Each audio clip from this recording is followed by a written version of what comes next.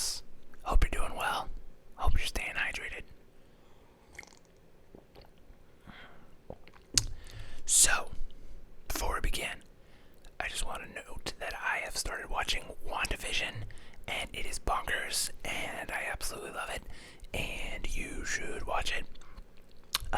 Also, I got a nice message from a guy who decided that he was going to start an ASMR channel because of my channel, which is crazy because it's like, who am I? But I inspired somebody. So hey, if you want to check out his channel, I'm going to leave a link below because I don't think he has a custom URL yet because you have to have so many subscribers before you can get one. I think you need 100 subs. And he's got 3. But it's ASMR Jeff. Go check him out. Go help out a new ASMR guy. It costs you nothing. Go hit subscribe. And, if it's not your thing, whatever. Help somebody get to that 1,000 mark, which is super hard to get to, Like, help people out. Doesn't cost you anything. Don't be a dick. But yeah, I'll leave a link in the comment. I think not the comments, but the description. Go look and hit the like button while you're down there. And leave a comment on my stuff too. Gonna bully you all into doing stuff.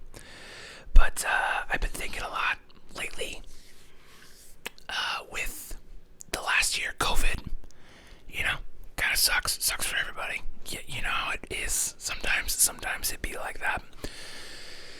So I've been thinking about ways to make money. I'm sure a lot of people have.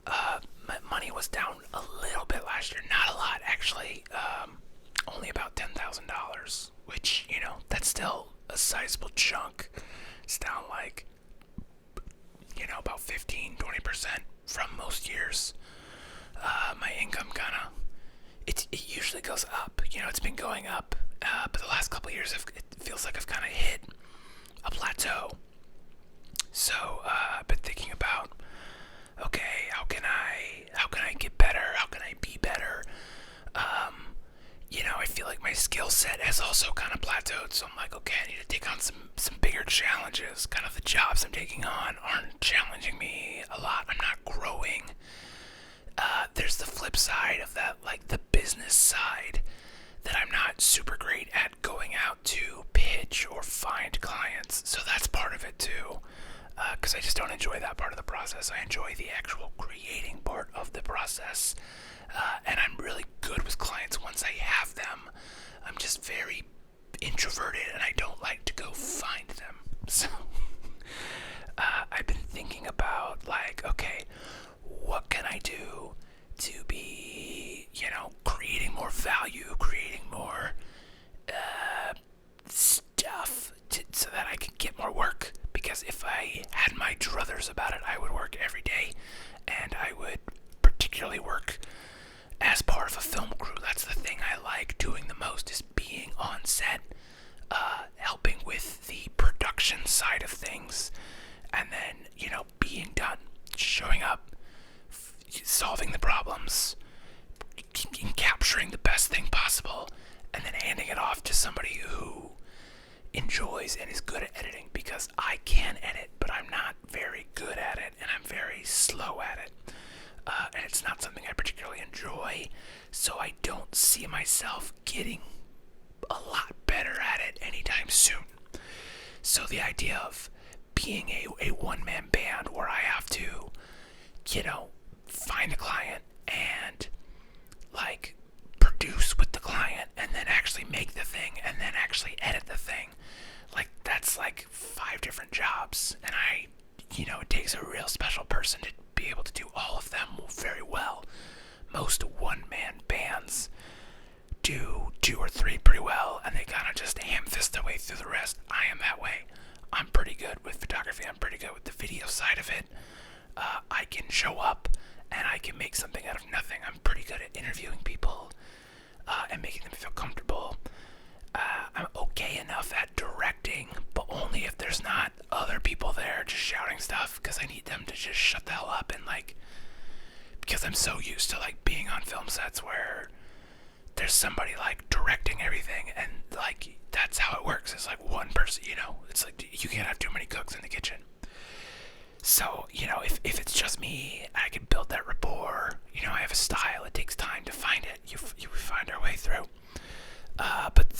you have the client there and you're gonna be like, oh, do this, and you're like, okay, we'll get that, and then like they just keep shouting shit, and I don't have a chance to like get in there and work my magic, so to speak. And with that, you're also beholden at the client, like you only ever, like if you're working for agencies, they'll have different crews, and then they might not always pick you. You might not always be the best suited person for the job. And similarly with companies, sometimes they'll want to scale up, sometimes they'll have other vendors. You might not always be their top guy or girl or non-binary, whatever floats your boat. So it's like, okay, diversifying income is good, especially when you're freelance, because sometimes you never know when the next job is going to come. Sometimes the phone could go a month without it ringing, which is pretty rare, but it does happen. Especially last year, it happened a couple times. But luckily, I was out for surgery anyway, so, So, I've been thinking about what I could do. Obviously, I could go get like a real job, because I do have a college degree in business management, but I think in the last 10 years I've been freelance, and I'm kind of an outdoor cat. I don't think I would do very well with a 9-to-5, so that's probably out. That's kind of like the worst case scenario is go find a job. I've been thinking about trying to do a better job with the one-man band stuff, and maybe hiring somebody to come, update my website and help me with like a brand refresh, and spend that money, to try to attract new clients, which could be good, because that's the most lucrative way, doing the one-man band thing. There can be days of work where I make thousands of dollars. It's like one job could be, 2 months of expenses or more, so it's like, yeah, you do 10 jobs a year and you're set, especially with like 10 one-man band jobs. Great. Like if I was shooting weddings, I still shoot weddings sometimes, but I don't hustle that hard, because I feel like anymore, if you want to be a wedding photographer, you really have to hustle, because there's so many wedding photographers out there. And I like doing weddings, but I could do without all the hustling part to find the clients, because it feels very ROI negative. Like if you're not going to be all about that life, like that takes up a lot of your time to just, and then especially like you also, you have to be all about that life, which means you can't just like be a part-time wedding photographer. Like it feels like you either just shoot what comes to you, which is what I do, or you're out there and you shoot like 30 or 40 a year. And I did that one year, and I would burn the fuck out if I did that every year, because it's a lot to do and it gets very repetitive. Whereas if I did like 6 a year, which is kind of about what I do, that's kind of my speed. That's what I like. And I also like doing the small ones. Like if someone's getting married in their backyard, hey, let's go. I'll charge you, not that much money to go do it relative to what some other people are charging. And we'll have a good old time. But anyway, where was I going with that? Oh yeah, so like I'm kind of more on the video side these days. I like photography. There's more photographers. What are you gonna do? So there are other jobs that come up quite often on film sets. You often have a sound guy, which I wouldn't say, that's not one of the more common jobs. I feel like what I do is, there's not really a name for it. I've heard it be called a swing before, which is kind of just like a catch-all for like a guy who's a Swiss Army knife and knows a lot about, a little about a lot. Like I can light very well, and I can hold a boom. I know how to hold a boom. I have the gear. I know how the cameras work. So I'm valuable to have. A lot of jobs anymore, it's like 1-2 guys doing all the production work. And that's fine. I'm all about that life. I've been on sets where the crew is like 60 people, and that's a lot. I was just the low guy on the totem pole on those sets. So, but it was just interesting to watch how that all works. I kind of like the like 5-person crew and under. That's kind of my sweet spot. That's what I like to do. And if I could do that every day, I would. I just don't think it's possible just because of so many variables. Like A, there's not enough jobs in town. B, there's a lot of people that do it. C, people tend to like have their cliques, they have their crews, they have their people they like to work with, and they're like very catty with like, oh, you work with that person, I hate that person. There's a lot of weird rivalry stuff. I just want to work, okay? I just want to make shit. Just give me money and I come help you make shit. So it's like I could do. There's kind of 3 jobs I've really identified. Is like I could be a sound guy, and to do that, all I really need is like one more microphone. That's like a high-end microphone, which really isn't that expensive, relatively speaking. That one microphone would be like $1,200 to $2,000, which, you know, if you're using that every day, and microphones are mature technology. Realistically, if I bought either of those, the $1,200 or the $2,000 microphone, it's gonna last 10, 20, 30 years, you know? And it's like, okay, you know, like a day rate for a sound guy, couple $100. Like, you really only have to get a couple jobs and that's paid for itself. Makes sense. I could also be a first AC, which is kind of what I do, but the first AC traditionally also does focus pulling, and I don't have a wireless follow focus, which again would be somewhere in the $2,000 range, and I could get one. So not a big deal.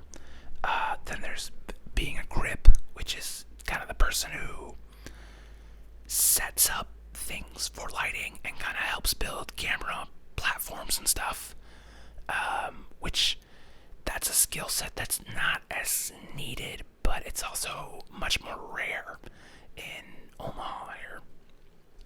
And so that's like, okay, I could also do all 3, you know.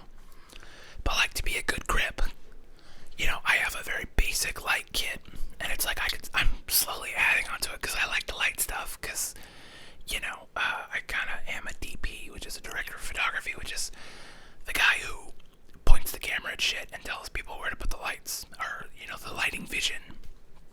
And then the gaffer and the grips would work together to put that out, you know, make that a reality.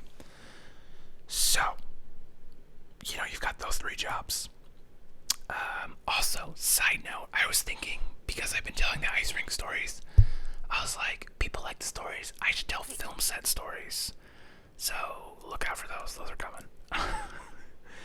Anyway, so that's like, okay, so should I, you know, try really hard, get those one-man jobs, you know, go after those weddings again? I don't want to do wedding video, though. I've done it a couple times, and it's a lot, you know, it's too much. I don't feel like, I don't understand it, for one, because I'm like, are people really watching these more than once? Like, I feel like you're paying a lot of money for it. It's very, I'm not gonna say, it's an unnecessary thing for most people, I feel like. Don't pay for a wedding video.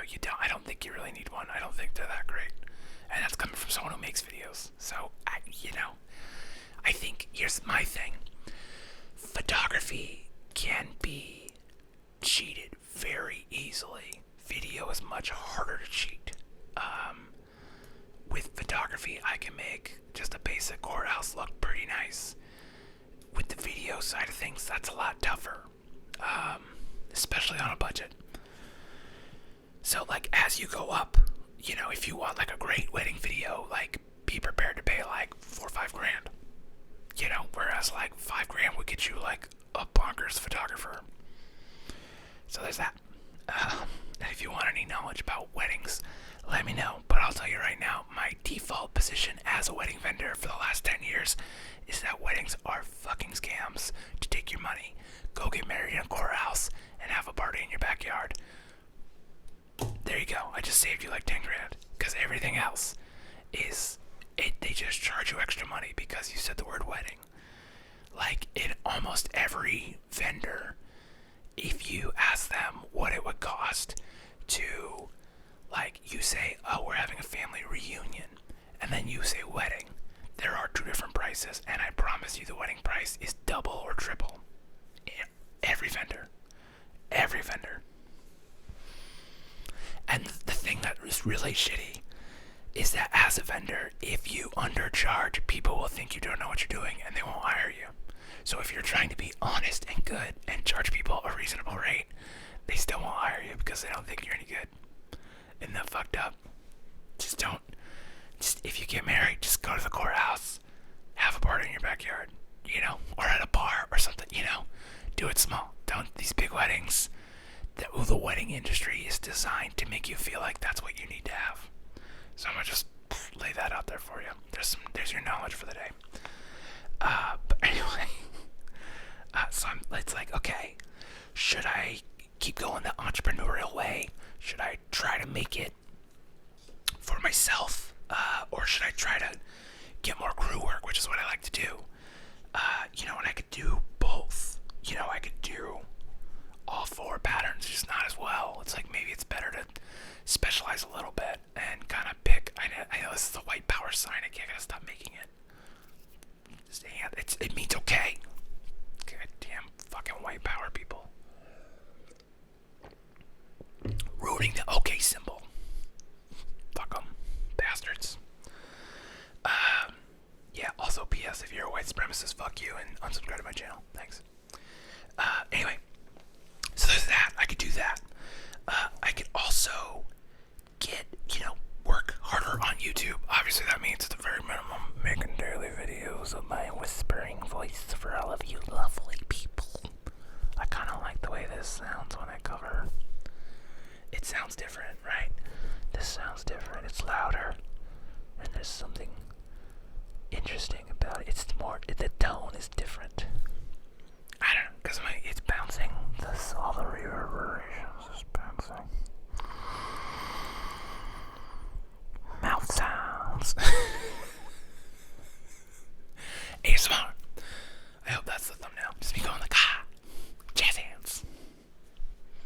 Also, I said that the other day. I was like, I hope that's the thumbnail. And it made it the thumbnail. I didn't go in and custom thumbnail that one. That was actually what it chose. And I laughed so hard when I saw that. That was the thumbnail. Anyway, so, I could do the daily ASMR. I have that white noise channel. I could do that daily, which is a little harder. Although I have started doing ASMR over there, and I have started doing other things over there, so it's not as hard. But it would also mean banking videos, because there are days where I'm busy, or there's days where I'm hanging out with my girlfriend, or days where I'm just not feeling it, or all of the above, where I work all day and then hang out with my girlfriend, and then I'm just not feeling it at the end of the day, and I don't have anything to talk about, so I'm just not gonna make a video. So that's why I say videos almost every day, most days. But if I was really taking it seriously, I'd be like, okay, I have a recording day, and I'm gonna hammer out, which would probably just destroy my voice if I try to do doing daily videos is probably gonna destroy my voice realistically long term. But where was I going with this? Yeah, you just have a day where maybe it means making shorter videos, which I know y'all like 20-ish minute videos, because it seems to be a little more popular. But where was I going? Yeah, just doing it, and then also getting one of my other channels going, actually, putting effort into so having 3 channels, which is still, it's a lot of work for not a lot of reward, but it's all building towards something, and I enjoy doing it. So I just don't want it something I enjoy that's my outlet to become my job, because then it's but it would be cool if I could make enough money. Oh, Bear's dreaming. He's doing his little dream barks. If just my hobby became kind of my job, and I just did it for fun, for a living, for a little bit, it could be nice. And I would still work on film sets. I would never just do YouTube. I feel because I don't trust it, because it's very fickle. You could be doing well, you could be doing enough to make money, and then you could get banned for stupid reasons. You could get your account hacked, or people just are okay, I've had enough of this dumb asshole. watching, I love you. So there's that. I could do YouTube. And I've also thought about starting a production company specifically for people who need the help. Who, like, I don't want to say influencers, but influencers essentially would be my client base. But there are a lot of people out there. There are real estate agents who need the help. There are fitness instructors who, like, build their own workout plans. And it's like, okay, like, I could be their person. I could help film them, and I could maybe come up with some kind of package where they pay me X amount of dollars, and, like, we generate, this number of videos, this number of, like, Instagram/TikTok posts, whatever. We help them. We work with them. They write the content. We film it. They're starring in it so that they can get their brand going. And it could be a thing where it's like, how much in 3 months? You're talking, there's like 12 weeks. So it's like $50 a video, which is real low. But if you think that's $600 every 3 months, how many clients would you need to, like, make your money? That's like $200 a month. If you had 10 clients, you're making $2,000 a month just off that, plus film set work, plus YouTube, plus investments. That would get you to the $3,000 you need a month pretty easily. So it's like there's a lot of people out there that could benefit. I don't know if $600 is a reasonable number for 3 months of content. I think so, but who am I? Just some asshole. So there's that. I think that's cheap. I could charge them $1,200, and then you only need 5 clients. Boom. Just saved myself a bunch of time. Yes. So, like, that could be a thing, help, work with small businesses, do a thing. I could do social media well enough. I've got the photography skills. I've got the hair. So that could be, that's an idea. I could just become a production company / marketing firm, and I can, do the photo, do the video, help people. And I've often thought about that. Like, one of my best talents is being able to make a lot of content very quickly.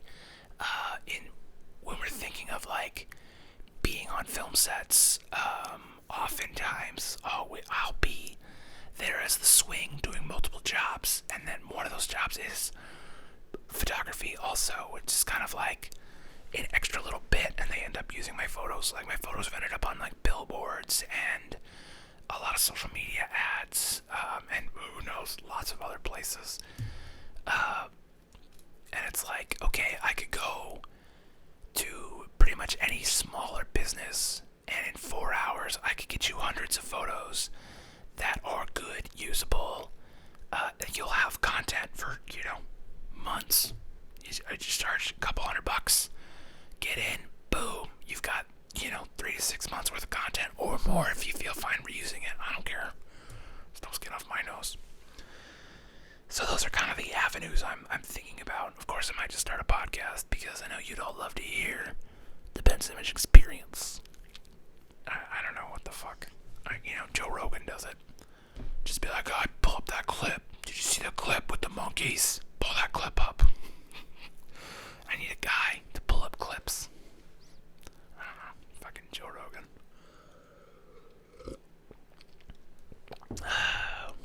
I think Joe Rogan.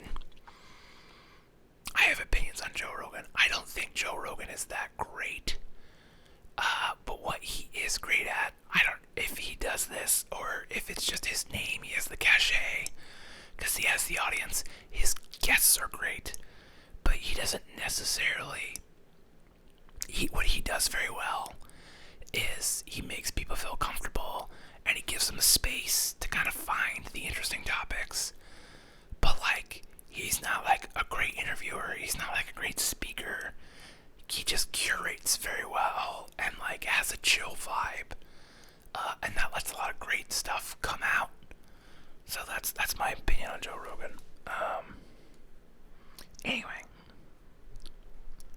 yeah, I don't really fully understand podcasts, but that could be the thing. I also thought about voice acting, but I did a voiceover once for a commercial that I filmed, and I fucking hated it, so I'm never doing that again. Anyway, yeah, so that's what I'm thinking about today. I've been sitting on B&H a lot, making wish lists about like how much money I need to like do these jobs. And now I'm gonna spend those GameStop dollars, because I have a little bit left after I pay my taxes, pay my accountant, and pay to move. I'll have a little bit of money left, and so I can I can get some upgrades going here, and hopefully use those to make some dineros. So that's what I got for you today. Thank you for watching. Thank you for listening to me ramble. Thank you for being my sounding board. Just let me fucking just talk at you for a while. Hopefully it's boring as fuck to you and you fall asleep, which is kind of the goal of this channel, is to just be so boring you fall asleep listening to me. Or if you're that one guy and you just troll me in the comments about how sweet my mouth is. Thanks, baby. So as always, thank you for watching. I hope you're doing well, and if not, well, I hope that turns around for you. And one way that you can make it turn around for you is to go subscribe to a new subscriber, get some good vibes, and drink some fucking water. Stay hydrated. I'll see you next time.